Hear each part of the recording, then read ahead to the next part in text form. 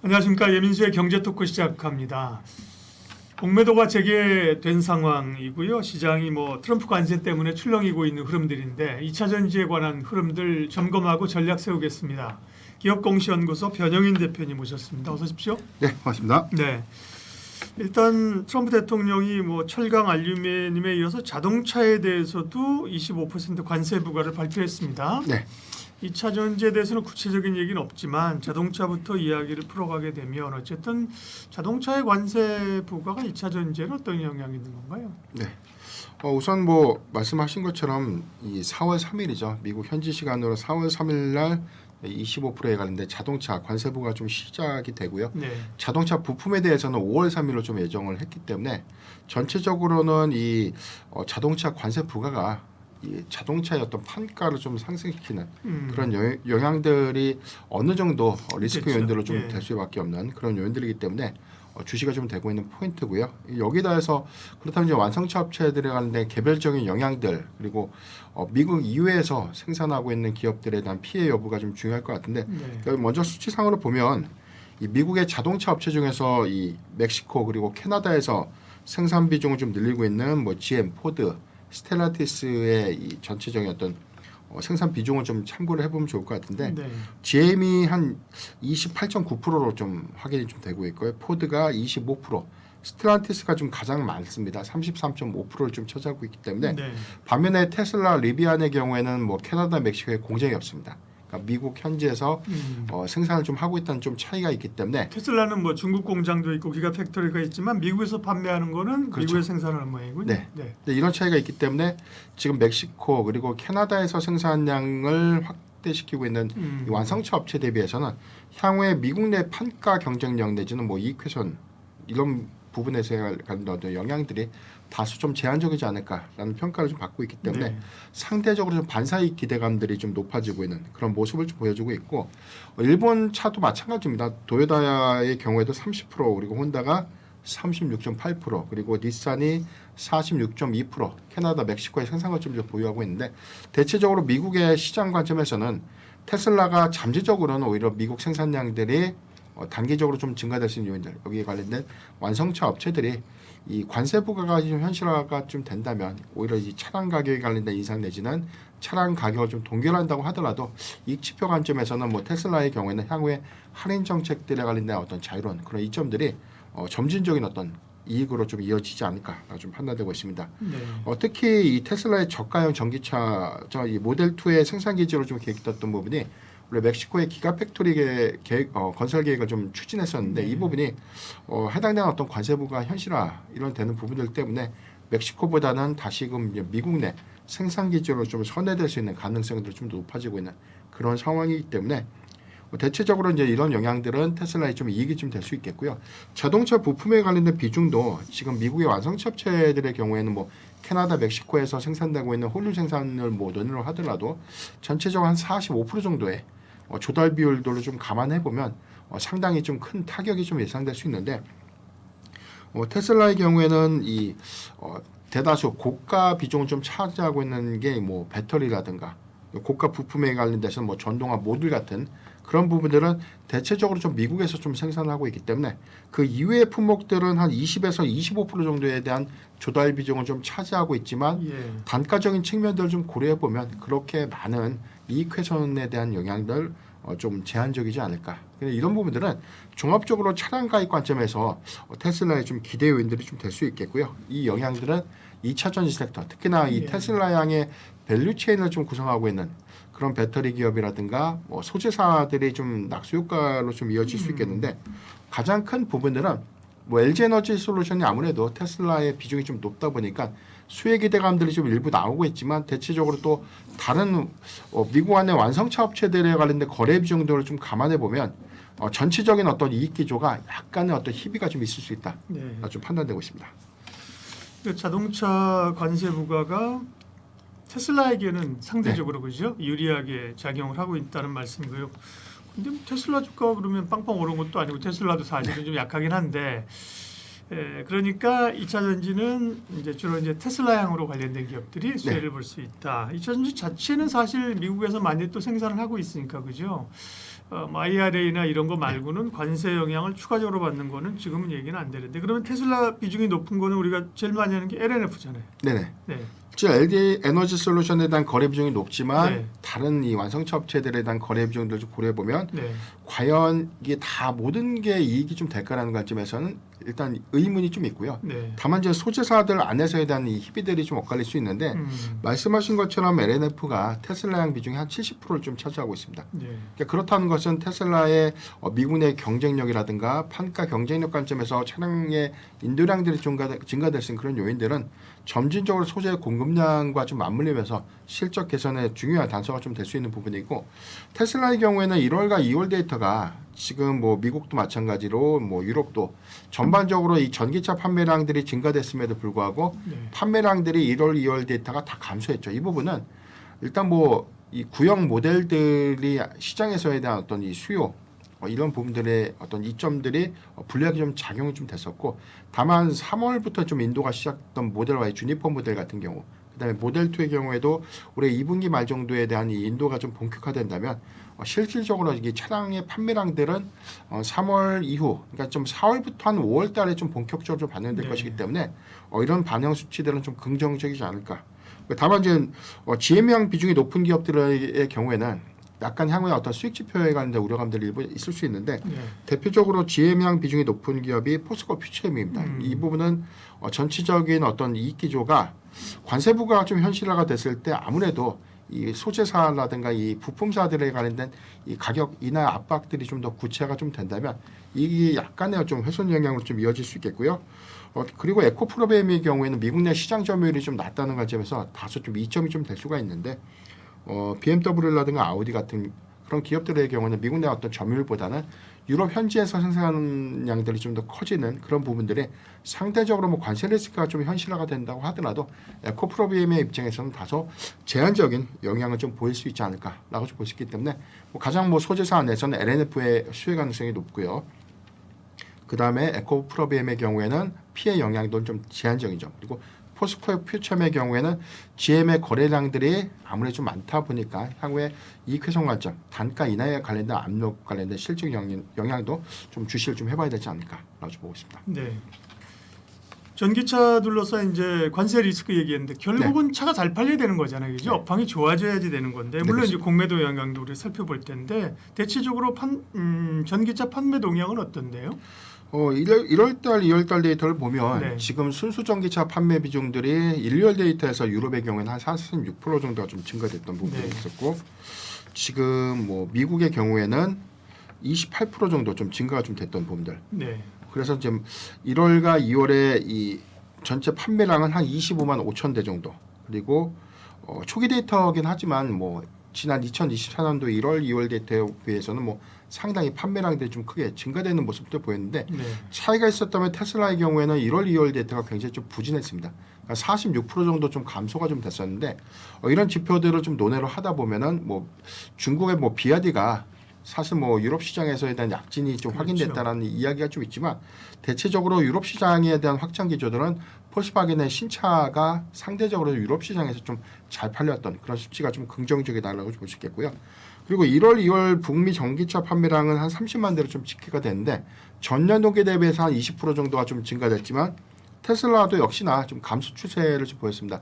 다만 해당되는 기점들이 1월에 일시적인 좀 부진 여파가 2월 달에 재차 좀 상승하는 기조로 좀 확인됐기 때문에 글로벌 전기차 판매량들은 2024년도 대비해서 1월과 2월 데이터가 좀 좋았고 3월은 아직 잠정치이긴 한데 대체적으로 좀 2월보다 소폭 좀 증가하는 모습을 보였기 때문에 1분기 데이터는 비교적 견조한 판매량들을 수반했다라고 좀 판단되고 있습니다. 네. 결국은 이제 실적이 좋아져야 되는 거고 판매량은 이제 나름 괜찮은 것 같고요. 이게 이제 실적으로 잡히는 시간이 언젠가 문제예요, 그죠? 네네. 작년 지금 4분기 실적들은 확정이 되면 아직은 안 좋을 거고, 그죠? 네. 대체로 한 1분기 지나고 2분기부터의 실적 반전을 기대하더라고요. 네네. 그러면 이제 그게 1분기가 지나면서 뭔가 선반영되게 되면 이제 네. 기대감들이 올라오고 공매도 리스크도 피하고 가면 갈 수 있을 건데요. 실적 동향은 어떨까요? 일단 올해 1분기 실적을 실적의 저점으로 좀 네. 인식하고는 있는데 지금 증권사 컨센서스에 대한 동향들을 보면 일단은 셀사들의 추정치는 좀 대폭 좀 상향된 흐름들이 좀 일부가 있습니다. 뭐 네. LG 에너지 솔루션의 경우에는 컨센서스를 좀 상회할 것이다라는 전망들이 좀 나오고 있는데 네. 소재사와의 어떤 수익 지표들은 좀 달라지겠지만 관건은 IRA 관련된 세액 공제, 이 보조금에 관련된 영향들이 얼마만큼 좀 크게 반영을 해줄 것인가. 그러니까 이 부분이 보조금에 관련된 지급 유무가 아직은 확인되고 있지 않지만 네. 이 부분이 중요한 좀 단서가 좀 될 것 같고 다만 이제 캐즘을 크게 좀 완화했다라고 좀 명확한 시그널을 확인할 수는 없겠지만 워낙 작년에 실적 동향치가 기저치가 좀 낮아진 점을 좀 감안해 보면 올해 4분기 말부터 좀 회복됐던 일부 미국 내 공장의 가동률 상향 부분들은 1분기 실적에 긍정적인 기대 요인들이 좀 되겠고요. 다만 좀 1분기의 저점 확인 이후에 2분기부터 좀 명확한 개선 시그널을 좀 보여줄 수 있는데 관건은 테슬라를 좀 제외한 전반적인 비테슬라 전기차 판매량들이 크게 좀 증가될 수 있는 부분들. 뭐 지역별로 보면 뭐 중국도 크게 좀 증가된 수치를 보여주고 있지만 중국 이외의 국가, 유럽이라든가 한국의 경우에도 2개월 연속 좀 증가 추세를 좀 보이고 있기 때문에 네. 테슬라가 이 판매량들이 좀 회복되는 구간. 그래서 저는 3월 말 인도를 앞둔 5년 만에 출시가 되고 있는 모델 I의 주니퍼 모델들이 4월부터 실적에 크게 좀 반영되지 않을까. 그래서 지금 유럽의 감소 영향들은 지금 대규 수요 그리고 교체 수요를 좀 감안했을 때 일시적인 판매 둔화로 저는 판단을 해볼 수 있겠고 정확한 수치 데이터는 뭐 4월과 5월 데이터가 좀 반영되는 2분기 구간이 좀 중요할 것 같은데 초기에 지금 수요량들을 좀 예상을 해보면 대체적으로 1분기보다는 상향된 판매량이 반영되는 그래서 저는 뭐 1분기보다는 글로벌 판매량은 테슬라가 뭐 오히려 판매량을 좀 향상시키는 그런 기조와 좀 맞물리면서 네. 오히려 좀 실적 개선의 어떤 시그널들이 확인되지 않을까 좀 보고 있습니다. 다음은 이제 공매도 얘기인데요. 공매도가 전면 재개됐는데 당초에는 방산이나 그죠? 많이 오른쪽 공매도가 좀 나오고 자동차 2차전 쪽은 뭐 오른 게 없으니까 네네. 공매도가 많이 안 나올 걸로 봤는데 웬걸 뚜껑을 열어봤더니 결국은 2차전지 쪽으로 공매도가 꽤 많이 나오고 있어요. 그죠? 그렇죠. 이걸 어떻게 해석을 해야 되는 거예요? 일단 뭐 대체 잔고의 비중이 좀 가장 중요할 텐데 네. 우리가 유동 주식수라고 하는 것은 전체 발행 주식수에서 이 자사주라든가 뭐 보유해수 주식을 좀 차감한 이 부분을 유동 주식수라고 하고요. 네. 유동 주식수 대비해서 대체 잔고에 대한 비중을 통상적으로 5%를 좀 초과하는 그런 종목들의 경우에는 점진적으로 이 공매도의 타깃이 좀 될 수 있는 네. 이게 선의 물량이 좀 될 수 있는 부분들인데 2차 전지 섹터들의 특징을 좀 보면 이 대체 잔고의 전반적인 어떤 비중이 10%를 좀 초과합니다. 그러니까 이 부분이 전체적으로 이 실적의 개선 시그널들이 좀 명확하게 제시되지 못했던 점과 좀 맞물리면서 어제 하루만 해도 이 상당한 이제 공매도에 대한 이 과일 양상들이 네. 확인되면서 오늘 일부 종목들이 좀 쉬어가는 하루 정도 이제 공매도가 좀 금지된 그런 조치가 네. 좀 이어졌었고요. 이런 기조가 당분간은 좀 더 지속은 되겠지만 저는 폭발적으로 이 공매도의 양은 더 늘어나지는 않는다라고 좀 볼 수가 있는 게 예. 일단 고점 대비에 대한 하락률이 너무나 좀 완연하게 좀 크고요. 좀 일단 4분기 대비해서 올해 1분기에 실적 개선의 어떤 단서를 좀 제시해주게 된다면 뭐 IRA 관련된 불확실성들은 남아는 있지만 실적 개선이라는 어떤 긍정적인 어떤 시그널들은 미국과 유럽의 이 전기차 판매량이 재차 좀 반등했던 점과 좀 맞물리면서 저는 오히려 향후에 대체 잔고에 대한 이 양이 좀 증가되는 부분을 반대로 쇼커버링 물량이 증가가 되면서 이익 개선을 좀 가져가는 부분들에 대한 상승 작용을 좀 더 이끌 수 있는 네. 그런 긍정적인 부분도 봐야 되지 않을까라고 볼 수 있기 때문에 초기에 공매도가 좀 더 타깃이 될 수 있는 것은 이전 공매도에 대한 허가 기준치보다는 저는 이번에는 좀 더 제한적인 흐름을 좀 보일 가능성이 높지 않을까라고 좀 보고 있습니다.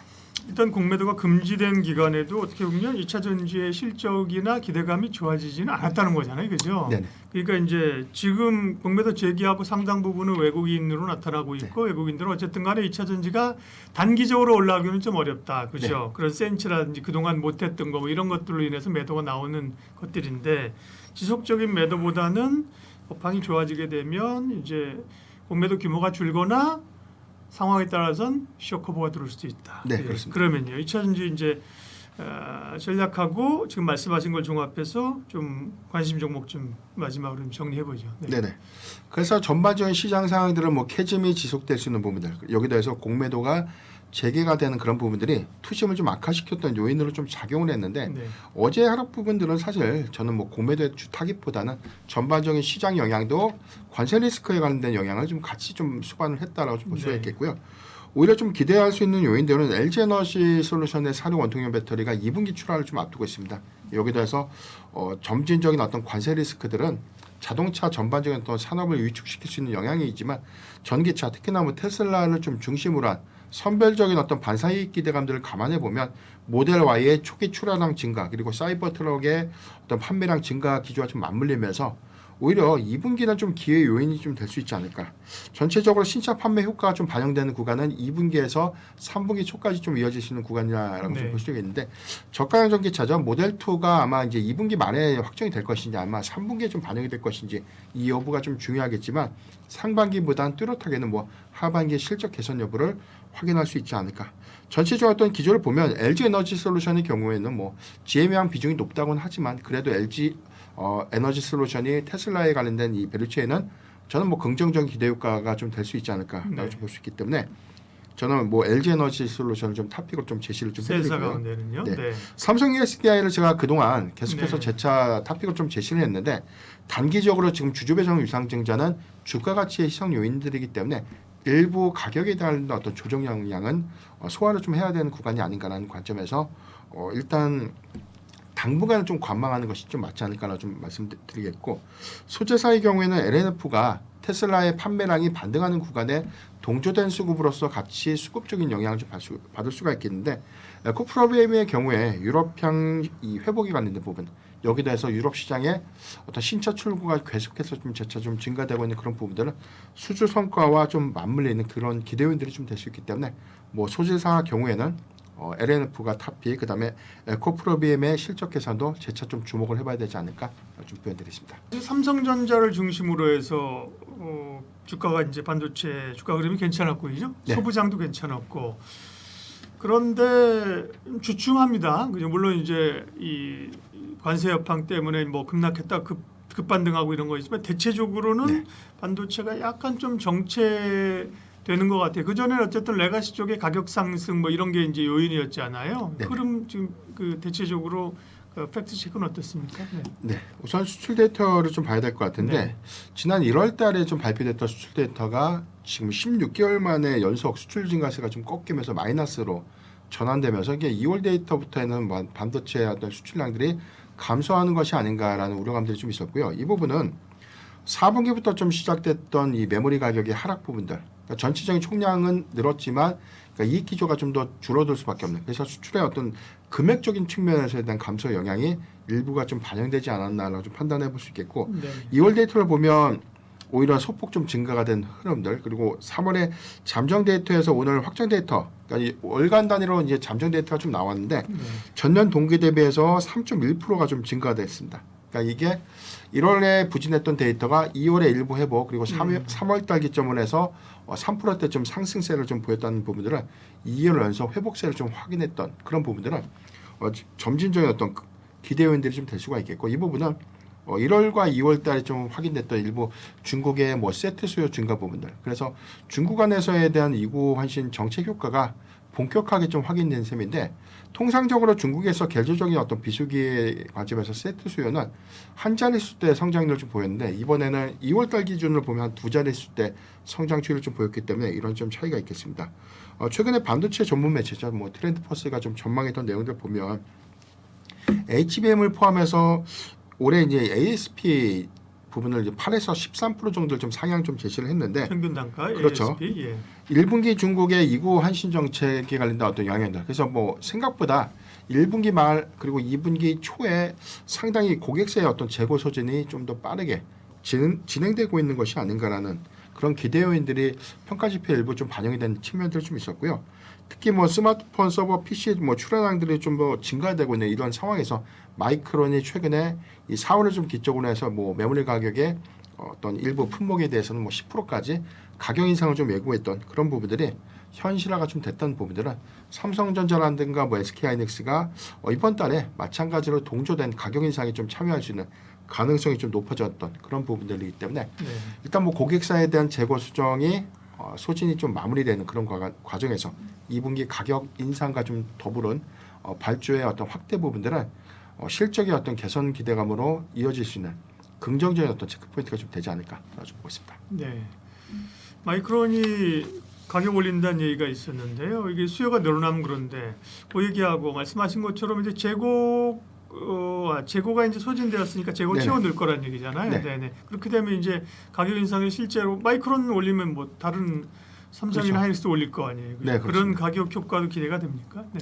네, 일단 뭐 동조돼서는 네. 가격 인상 당연히 좀 해야 될 거, 음, 뭐 당연히 저는 뭐 반영이 좀 될 거다라고 네. 보고 있는데 일단 중국에서 일단 시장 평가들이 좀 달라졌던 부분들이 뭐 고사양 디램의 경우에 판가는 계속해서 좀 상승됐던 부분들이 있는데 최근 기준으로 보면 소폭 좀 정체 흐름 좀 일부 보였는데 우리가 저사양 메모리 칩의 경우에는 오히려 뚜렷한 가격 반등이 좀 예상되고 있는 부분들 특히나 이 부분은 우리가 하반기를 기점으로 보면 고대역 부분에 대한 이 반도체 특히나 메모리 반도체 부분은 쇼티지 관련된 이야기가 또 재차 좀 나오고 있어요. 이 부분은 디램의 어떤 재고 소진 부분들 때문에 일부 DDR5라든가 DDR4에 대한 재고 부분들이 세트 수요 물량들과 좀 상충되는 과정에서 일부 재고가 긴급하게 좀 소진되는 그런 우려감들이 있을 수 있다. 이런 부분들은 하반기에 가격의 어떤 상승 기조 효과로 이어지지 않을까라고 좀 전망을 해볼 수 있기 때문에 네. 이런 기대 요인들이 좀 남아있다는 점. 특히나 이런 영향들은 뭐 외인의 수급과도 좀 직결되면서 통상적으로 우리가 뭐 반도체 업황은 주가의 뭐 6에서 9개월간을 뭐 선행해서 반영한다라는 이야기들 좀 있지 않습니까? 이제 통계적으로 보면 외인의 어떤 수급 기조가 3월 한 중순 이후부터 삼성전자나 뭐 SK하이닉스를 좀 주축을 해서 수급이 확연하게 좀 유입되는 그런 흐름들을 좀 보여줬기 때문에 아직까지 최근 어떤 뭐 조정기일 안에서 사실 뭐 외인의 어떤 매도세는 좀 아쉽긴 하지만 전체적으로 뭐 과거 4분기 흐름과는 좀 다른 흐름들 좀 보여주고 있다는 점은 긍정적인 어떤 수급 흐름이 좀 되지 않나라고 보고 있습니다. 네, 반도체 업황을 살펴봤고요. 반도체 기업들 얘기하겠습니다. 삼성전자가 이제 최근에 반도체 상승을 주도했다고 말씀드렸는데 모건스탠리 영향이 있었을 거예요. 뭐 이자들은 뭐 갑자기 겨울이 온다 그랬다가 또 좋다 그래서 사실은 목표가를 올렸잖아요, 그죠? 그런 네네. 것들이 어쨌든 모건스탠리 영향력들이 외국인들에게 긍정적인 영향을 일정 부분 목표를 미쳤다고 볼 수 있지 않을까요? 네, 충분히 좀 그럴 것 같습니다. 네, 보고서의 내용을 좀 상세하게 좀 보면요. 네, 상반기 메모리 업황의 회복으로 인해서 반도체 가격 상승 부분을 이 부분은 좀 전망이 있기 때문에 네, 업황 개선이 조금 더 이제 빨라질 수 있다라고 좀 언급을 한 겁니다. 이게 뭐 반도체 겨울 온다라고 좀 보고서 냈는지 7개월 만에 이제 이 부분을 일부 좀 번복을 좀 한 것이기 때문에 네. 충분히 좀 기대할 수 있는 요인이고 이것만 뭐 모건 스탠리만 이야기한 것이 아니라 트렌드 포스의 어떤 이 전망치 그다음에 최근에 낸드 가격의 현물 동향들을 좀 계속해서 좀 체크해 보면 가격의 어떤 상승 기저 효과들은 뭐 반등 시그널에서는 명확하게 좀 확인했기 때문에 기대의 좀 요인들이 좀 될 수 있겠고 마찬가지로 보고서의 내용을 보면 디램과 낸드 가격을 10% 정도 상승할 것이다라고 좀 전망을 했고요. 다만 이제 중국의 출혈 경쟁이 이제 변수의 요인이 좀 될 수 있는데 이 부분이 일시적으로 좀 메모리 가격이 어떤 이 반등세를 좀 더 억누를 수 있는 그런 요인들은 좀 될 수 있다라고 좀 부연을 좀 했습니다. HBM 시장에 대해서는 보수적인 좀 스탠스를 좀 유지했기 때문에 네.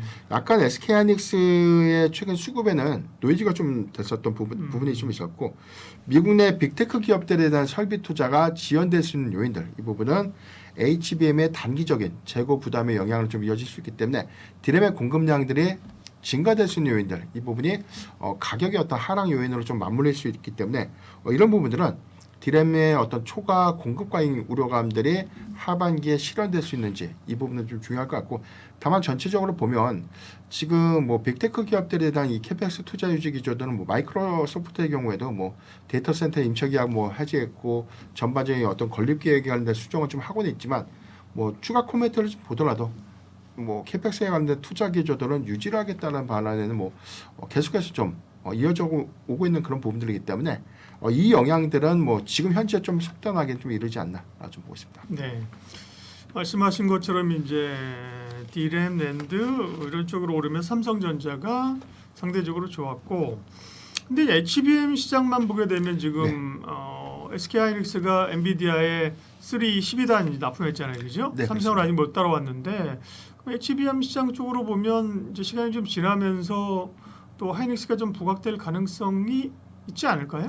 네, 일단 뭐 보고서 내용을 보면 SK하이닉스보다는 삼성전자를 조금 더 네. 유하게 좀 표현을 했기 때문에 일부 좀 노이즈가 됐는데 이거는 뭐 HBM 관련된 향후에 공급 과잉 우려 이 부분에 관련돼서 선장 리스크 요인을 좀 지적했던 부분들이 가장 컸다라고 네. 좀 볼 수 있겠고, 다만 전체적으로 뭐 레거시 부분에 관련된 업황 개선 기대감들이 반영된다고 하더라도 지금 HBM의 시장 규모들, 특히나 뭐 SK하이닉스의 시장 선전 부분들을 좀 감안해 보면 이게 꺾이는 영향들은 좀 제한적이다라고 보고 있습니다. 그렇죠. 네. 실적 추정치도 좀 중요할 것 같은데 이번 달 1분기 실적이죠. 다음 주에 삼성전자의 네. 잠정 실적 발표가 좀 예정되고 있고, 대체적으로 1분기 컨센이 매출액이 삼성전자의 경우에 77조 1천억을 좀 제시했고요. 그리고 영업이익이 5조 2천억을 좀 5조 2천억. 제기했는데 네. 뭐 매출액의 경우에는 전년 동기 대비해서 7.2% 정도 증가를 좀 예상했고, 이익의 경우에는 20% 정도가 좀 감소될 것이다. 이 부분은 4분기부터 좀 재차 반영됐던 레거시 부분의 이 가격 하락 요인들이 일부 좀 실적 훼손으로 좀 이어졌던 부분이었는데 컨퍼런스 콜에서도 언급했던 것처럼 1분기를 실적이 좀 저점으로 보고 있다는 평가들은 최근에 나오는 뭐 동향 보고서들과 좀 일치하는 그런 흐름이다. 라고 좀 판단이 되고 있습니다. SK하이닉스는 매출액이 17조 1천억 원 그리고 영업이익이 6조 4천억 원으로 좀 전망을 했는데 네. 지금 매출액의 경우에는 37.9%가 좀 증가 예상되고 있고요. 영업이익이 152% 정도 증가 예상하는 그런 모습이기 때문에 그러니까 이익은 여전히 하이닉스가 그렇죠. 좋네요. 예. 그래서 뭐 비교 지표를 보면 삼성전자와 실적의 어떤 양극화 차별화는 4분기보다 더 커졌다.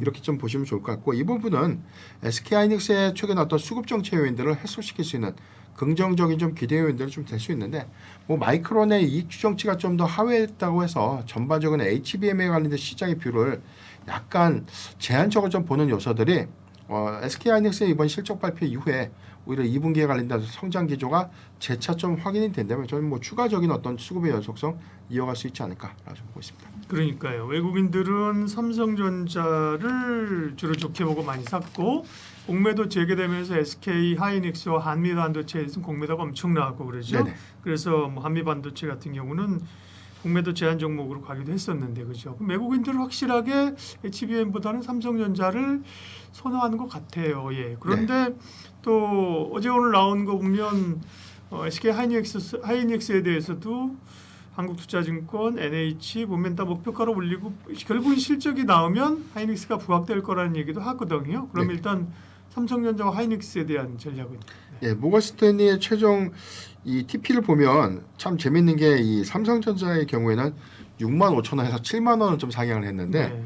SK하이닉스는 뭐 15만 원에서 23만 원을 좀 상향했습니다. 아니 깎을 때 SK하이닉스는 말도 안 되게 왕창 그렇죠. 깎았잖아요. 이 갭이 너무 크다 보니까 그러니까, 네. 이걸 좀 제자리로 보면 23만 원이라는 이 기준가는 좀 중요할 것 같고요. 네. 이런 기대감들은 충분히 좀 반영될 수 있는 효과가 좀 있다. 그래서 두 종목은 1분기 실적에 관련된 기대치를 좀 내려놓고 좀 봐야 될 것 같은데, 삼성전자의 경우에는 실적 저점 이후에 2분기에 얼마만큼 개선될 수 있는 여지 내지는 2분기에 HBM3를 얼마만큼 공급할 수 있는지에 관련된 컨퍼런스 콜이 더 중요한 포인트가 좀 됐기 때문에 외인의 어떤 수급 기조는 실적 개선이라는 어떤 키워드가 좀 맞물리면서 삼성전자의 경우에는 점진적으로 어떤 상향될 수 있는 가능성이 좀 높지 않을까라고 좀 판단해 보겠고, 지금 SK하이닉스의 경우에는 2분기 선정 관점인데 블랙웰 울트라의 경우에 하반기 출시를 좀 예고했던 부분들은 2분기에 HBM3 뭐 12단 모델의 어떤 공급량들 증가로 좀 이어질 수 있는 요인들, 여기서 뭐 16단이라는 어떤 새로운 신기술 이정표까지 좀 제시했던 SK하이닉스이기 때문에 뭐 공정 투자 부분들과 좀 맞물리면서 저는 뭐 하반기에 오히려 HBM에 한 공급 비중들은 더 증가될 수 있는 요인들을 주목해봐야 되지 않을까 좀 판단되고 있습니다. 투트랙인 것 같아요. 일단 삼성전자에 대한 기대감이 높아졌고, 삼성전자는 말씀하신 것처럼 실적은 결국 1분기 실적 지난 그 1분기 실적을 보더라도 하이닉스가 여전히 좋은데 네. 삼성전자는 더 이상 나빠질 건 없다, 그죠? 네, 그렇죠. 뭔가 좀 기대감이 있다는 것이고, SK하이닉스는 그동안 실적이 좋았는데 눈높이를 맞추지 않는데 네. SK하이닉스도 생각보다 실적이 더 좋게 나오면 그죠? 그렇죠. 수급이 올릴 수 있는 거고, 네. 그죠? 삼성전자는 뭔가 좀 이제 돌파구를 더 찾아주면 네. 좋을 거라는 얘기입니다. 네, 결국 이제 반도체 업황이 좋아지면 삼성전자나 SK하이닉스나 둘 다 좋다는 거고요. 다음에 이제 소부장에 관한 건데, 소부장도 사실은 처음에는 뭐 유리기판 이런 게 굉장히 부각되다가 얼마 전에는 이제 뭐 심팩 네, 심택. 심택이죠. 네. 네. 심택이랑 심팩이랑 있어요. 헷갈려. 네. 기판 업체 그죠? 네. 이런 쪽에 좀 많이 올랐고 그런가 하면 이제 HBM과 관련된 한미 반도체나 이스페사스 이런 데 좀 약했고요. 그죠? 네. 네. 소부장 전력은 어떻게 해야 돼요? 최근에 한미 반도체의 경우에는 사실 주가가 좀 더 많이 조정을 받는 양상들은 지금 SK하이닉스의 TC본도 이원화 전략. 예. 그래서 맞아요. 하나비전의 경우에는 해당되는 어떤 기대치가 높아진 반면에 어떤 수급을 좀 반영했고 어제 한미 반도체에 관련된 어떤 매도폭이 좀 컸던 부분들, 공매도도 굉장히 어제 좀 증가된 흐름들을 확인할 수 있었는데 이런 부분들은 전체적인 어떤 이익기죠. 그리고 어제 한미반도체가 잠정 실적 발표를 공정공시를 통해서 했는데 이게 컨센에 좀 미달되는 수치였습니다. 근데 저는 세부 데이터를 보니까 OPM도 49% 정도 되기 때문에 네. 이게 과연 이렇게 빠질 만한 일인가라는 관점에서 해석이 좀 있었고요. 이 부분이 아무래도 최근에 하나비전에 대한 2차 수주까지 확대되는 부분들 때문에 한미반도체가 2분기, 3분기도 더 어려워질 수 있는 것이 아닌가 이렇게 좀 시장은 좀 전망을 하고 있는데 조금 제가 부연을 좀 드리자면 네. 4분기부터 좀 이어졌던 가장 큰 원인이 TC본더 장비의 매출 장비 어떤 공급에 대한 이연 효과가 지금 SK하이닉스의 입장에서도 공정 투자가 이연됐던 부분들에 이게 청주에 좀 공급되고 있는 물량들인데 올해는 어찌됐던 60에서 한 80대 정도에 관련된 어떤 수주량들을 네. 예상을 했기 때문에 지금 하나비전의 경우에는 2차 수주 금액이 한 420억 정도 되거든요. 대당 50억 정도 환산해 보면 10대 미만입니다.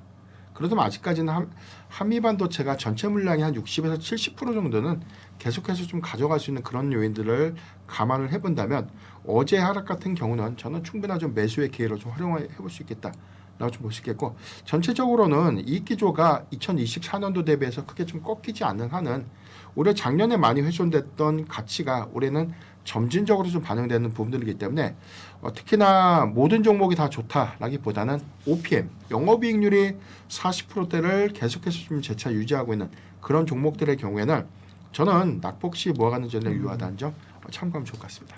오피 마진이 장비 업체가 49%라고 대단한 거 아니에요? 그렇죠. 그죠? 40에서 45%는 뭐 굉장히 높은 이익률이죠. 그러니까 HPSP 같은 경우도 되게 높고요, 네. 그죠? 와 지난번에 넥스틴인가 이게 그렇고 되게 이익률 엄청 높은 기업도 사실 소부장들 많아요. 맞습니다. 네. 네. 근데 이제 이게 수급에 영향을 받고 그렇기 때문에요. 네. 그리고 한미반도체는 이원화 얘기 이런 것들 어떻게 넘어가느냐. 그래서 한미반도체가 뭐 가격 올린다는 얘기했어요. 네. 그죠? 장비 가격 올린다는 게 이 사실은 장비사들은 이 반도체 회사들에 보면 의리잖아, 그죠? 네. 가격 올린다는 얘기는 못 하는데 SK 하이닉스가 막 이원화하고 막 이러려니까 네. 아이, 가격 올려갖고 받을란 받고 말란 말든지 뭐 이런 건가? 지금 이게 평가가 가격을 올린다고 하니까 네. 오히려 그렇다면 하나비전이 저가 수주를 받으면 해당되는 물량이 어. 하나비전 쪽으로 좀 가는 것이 아닌가 여러 이렇게 좀 해석이 해석을 있겠네. 하는데 네.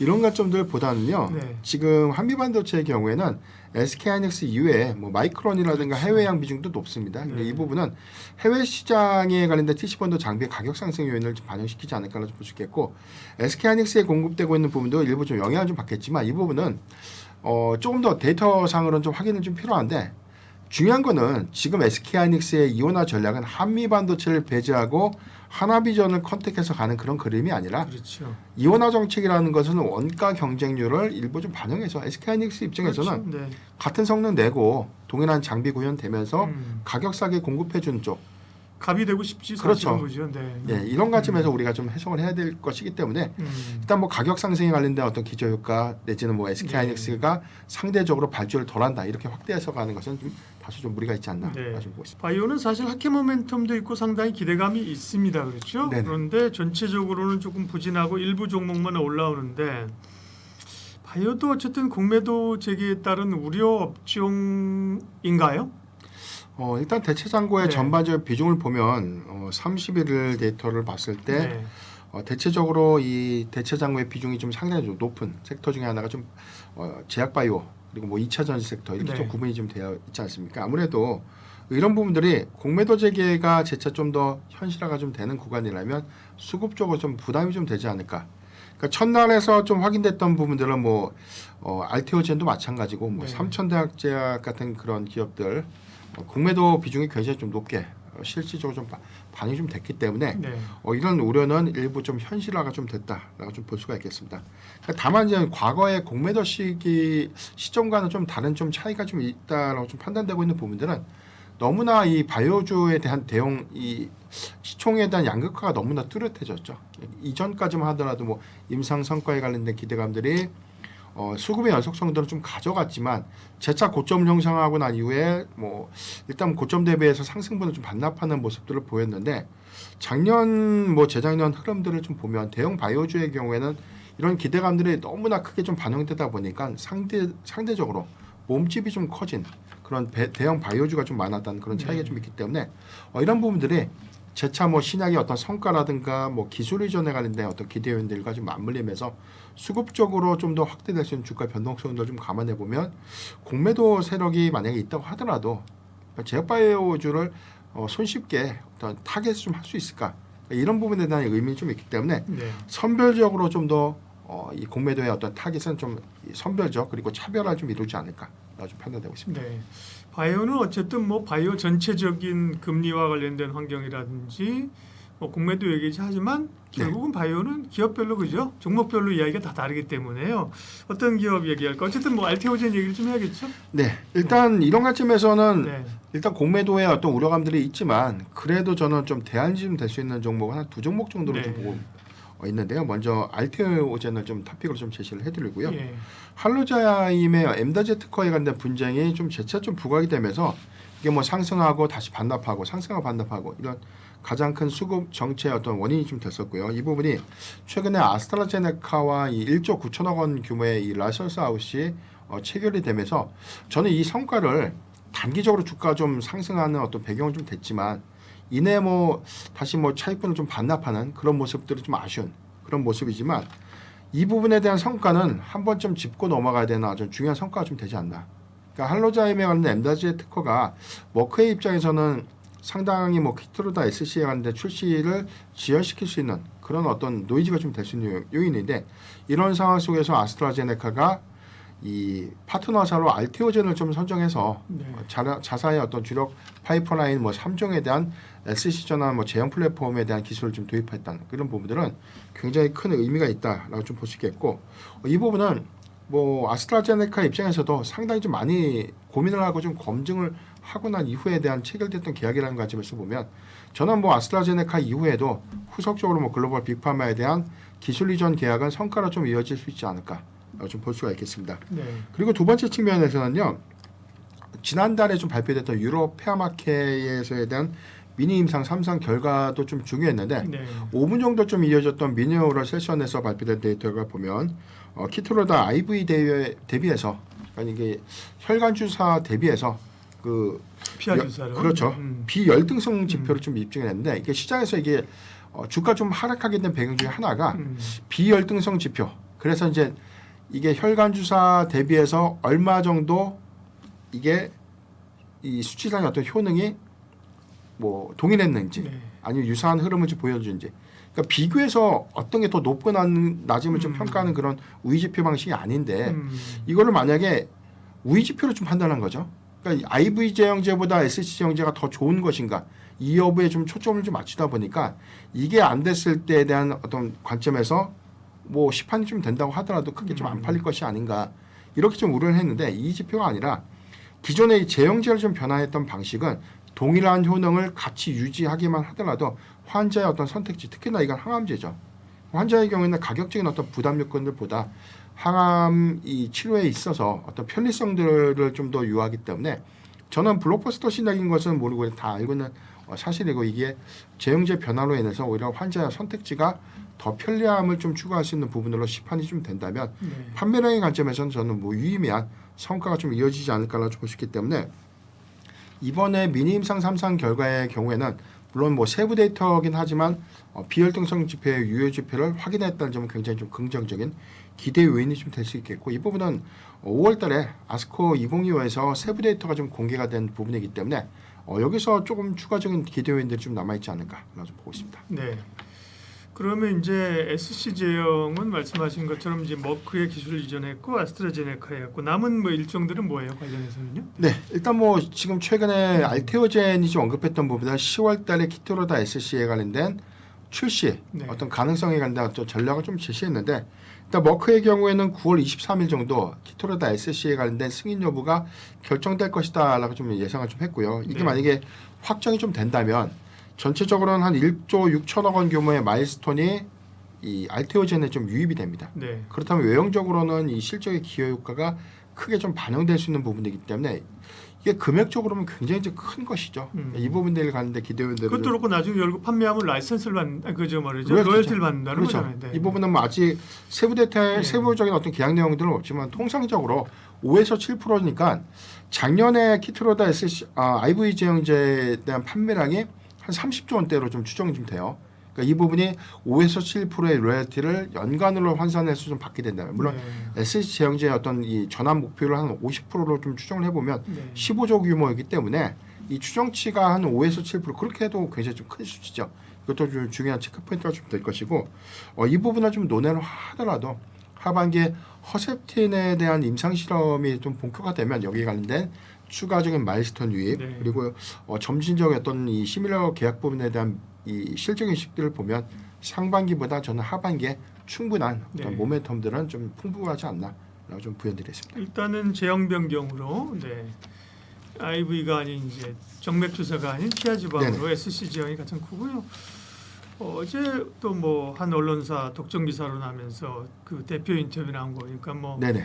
그 뭐야 비만 그죠? 비만 그렇죠. 치료 관련해서 뭐 지속 기간 넓히고 이런 것도 있는데 그건 뭐 아직까지는 좀 가시화된 건 아니죠. 네. 네, 일단 뭐 전략 그 파이프라인에 관련된 방향성을 네. 좀 제시했다는 관점이니까 네.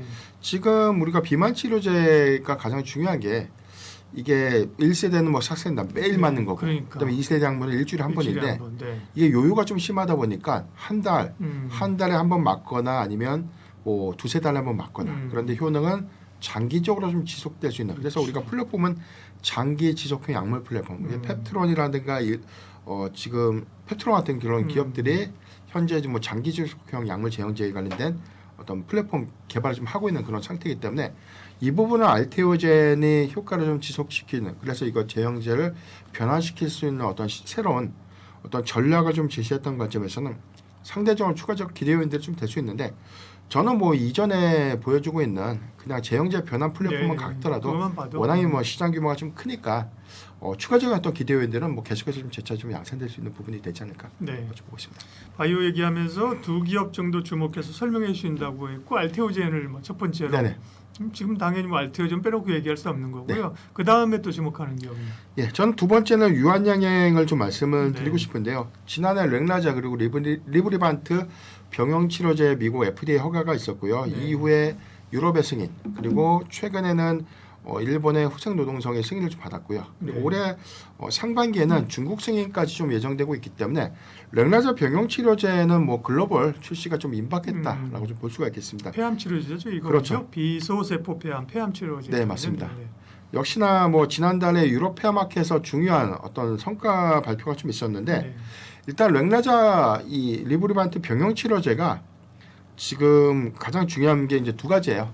SC 제형제로 좀 전환됐을 때 유효지표 값이 기존의 IV 제형제와 좀 대비했을 때 비열등성 지표가 얼마만큼 상향됐는가 내지는 비열등성 지표를 좀 입증했는가 이게 이제 첫 번째 성과가 될 것이고요. 두 번째는 경쟁 약물에 관련된 어떤 비교 우위 지표입니다. 그래서 이제 가장 큰 경쟁 약물이 아스트라제네카의 타그리소라는 약물인데 네. 이게 단독요법 대비해서 우리가 OS 데이터라고 좀 불리고 있는 생존율, 환자의 생존율이 얼마만큼 많이 늘었는가 이걸 좀 따져보는 지표가 이번 이 폐암학회에서 좀 발표가 됐는데 네. 공개됐던 데이터를 보면 아스트라제네카의 타그리소가 단독요법 관점에서 이 환자의 OS 데이터가 36.8개월입니다. 이 부분을 12개월 정도로 상회했어요. 그러니까 아직 명확한 데이터가 50개월에서 56개월까지 좀 추정될 수 있다라고 좀 전망이 나오고 있는데 이 이유는요.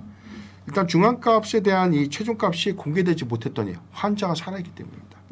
환자 절반이 투약 이후에 생존을 하고 있기 때문에 이 중앙값은 계속해서 증가될 수 있는 거죠. 음. 그러니까 최종값이 확인되지 못했기 때문에 월등하게는 지금 뭐 초도 데이터에서는 12개월 정도 이상 상회를 했고 대체적으로 한 56개월 정도 이상 데이터가 좀 나오지 않을까 그런 기대치들은 아스트라제네카의 타그리소의 어떤 이 경쟁 약물 대비해서 유주표 값들이 굉장히 좀 긍정적으로 좀 나와 있기 때문에 예. 우리가 판매량에 관련된 기대치가 높아진 그런 요인들을 좀 주목을 해봐야 될 것 같고요. 이런 부분들은 향후에 아스트라제네카의 단독요법이 뭐 병용요법에서에 대한 OS 데이터를 상향 충족시키지 않는다면 당분간 렉라자 리브리반트의 어떤 글로벌 공략들은 실제 판매량 증가로 좀 이어질 수 있는 기대 요인들이 좀 될 수 있기 때문에 중요한 성과를 확인할 수 있었다라고 볼 수 있겠고 두 번째는 SC 제형제 부분에 대해서는 이번에 유럽 아스코에서 아마 이 데이터가 좀 공개될지 여부가 좀 중요할 것 같은데 네. 이 부분을 좀 논의를 하더라도 올해 지금 이 렉라자 리브리반트의 병용 치료제 SC요법을 미국의 어떤 시판허가 승인 신청이 좀 이루어지는 그런 구간이라면 추가적인 어떤 기대 요인들이 좀 되지 않을까 좀 부연드리겠습니다. 네, 알테오젠과 유한양행을 주목할 기업으로 말씀하셨고요. HLB 관련된 얘기도 가져오셨는데 HLB는 뭐 얘기하면 사실 논란이 좀 많은데 그죠? 네, 근데 어쨌든 간에 FDA 승인 기대감이 확 있다가 이번에도 어쨌든 고배를 마셨습니다. 그렇죠? 회사 측에서는 이제 어떻게 하겠다는 거예요? 네. 네, 일단 뭐 상황은 좀 복귀를 좀 해봐야죠. 네. 일단 지난달 HLB의 간암 치료제죠, 리버세라님 그리고 네. 항서제약의 캄렘리주마 그러니까 두 가지 약물을 좀 병행해서 미국에서 간암 치료제로 사용할 수 있게 해주세요라고 승인 신청을 했는데 두 번 연속 이 보안 요구서죠 CRL을 좀 받으면서 주가가 좀 급락하게 된 배경이 좀 됐는데 네. 보안 요구서의 세부 사항이 아직 뭐 공개가 좀 되지 않았습니다. 근데 사측의 인터뷰라든가 IR 자료를 좀 제가 확인해 보니까 네. 약물 뭐 본질의 문제가 아니라 역시나 제조 공정에 관련된 품질 관리 문제가 재차 노이즈로 좀 부각됐다라고 좀 부연을 했지만 네. 우리가 좀 해석될 수 있는 부분들 그래서 뭐 세 가지로 좀 제시를 했는데 무균 공정의 검증과 그리고 시각적인 검사 절차, 전자 장비의 성능 점검 등의 사유로 사측은 충분히 좀 개선이 가능하다라고 좀 언급을 하면서 다시 뭐 보안 서류를 좀 제출하면 5월달 좀 예정됐고 패스트 트랙 1을 좀 받게 되면 2월 심사니까 7월 안에 승인을 좀 받을 수 있다라고 좀 제시를 했기 때문에 이게 네. 주가가 좀 반등하게 된 그렇죠. 어떤 배경으로 좀 작용을 그러니까 했습니다. 회사 측 얘기라는 거죠. 그렇죠. 여기까지는. 네. 네.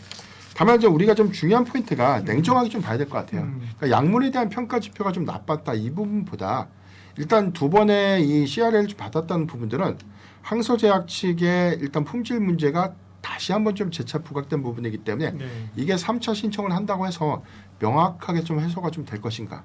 그러니까 그렇다면은 그 이전에 좀 보완할 수 있는 어떤 미국 FDA의 어떤 이 충족 여건들은 사실 보완의 관점에서 이게 절차적인 문제가 아니라 실질적으로 좀 내재될 수 있는 부분이 해소되지 못한 것이 아닌가라는 의문을 첫 번째로 좀 가져가야 될 것 같고요. 두 번째는 사측이 답변서를 좀 정확하게 좀 제출을 한다고 하더라도 이 부분은 서류상의 문제 이외에 추가적인 어떤 보완 서류 그리고 미국 FDA의 현장 실사가 재차 좀 이루어진다는 관점에 대해서 해서 네. 해결 관점도 좀 중요한 체크 포인트가 좀 될 것 같습니다. 이런 기준을 모두 다 충족한다고 하더라도 좀 논란이 좀 될 수 있는 부분들은 그렇다면 뭐 CRL 관련된 보안 요구소가 해소가 좀 된다면 약물이 좀 승인될 것인가? 이 관점에서는 중요한 게 약물의 성능이 얼마 정도 이제 미국 FDA의 어떤 허가 요건들을 충족시킬 수 있을까 이게 중요할 것 같은데 리버세라님의 병용 지표의 경우에는 최근에 어떤 임상 유효 지표를 좀 보면 비교 약물이 트센트릭 그리고 아바스틴 병용 요법입니다. 그러니까 트센트릭이랑 아바스틴이라는 이 치료제 두 가지를 병용했던 OS 데이터를 좀 보면요. 네.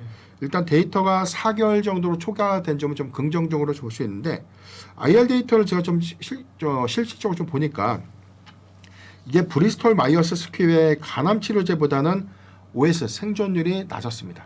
그러니까 이 부분을 어떻게 좀 해소할 수 있는지. 그러니까 전체적인 어떤 비교 지표 값이 뭐 트렉스틴이라든가 아바스틴의 이 병용 요법 대비해서는 증가된 것은 맞지만 그 이외의 약물에서는 OS 데이터가 좀 낮았다는 점 그리고 반응률이 1.87배 정도 높다는 점은 평가 지표에서 좀 긍정적인 기대들이 좀 될 수 있는데 다른 어떤 비교 약물들 대비해서 OS 데이터가 좀 낮다는 것은 불리한 요소가 좀 될 수 있기 때문에 이게 명확하게는 어떤 FDA 심사 기준에 가장 중요한 어떤 체크 포인트가 좀 되지 않을까 좀 보고 있습니다. 네.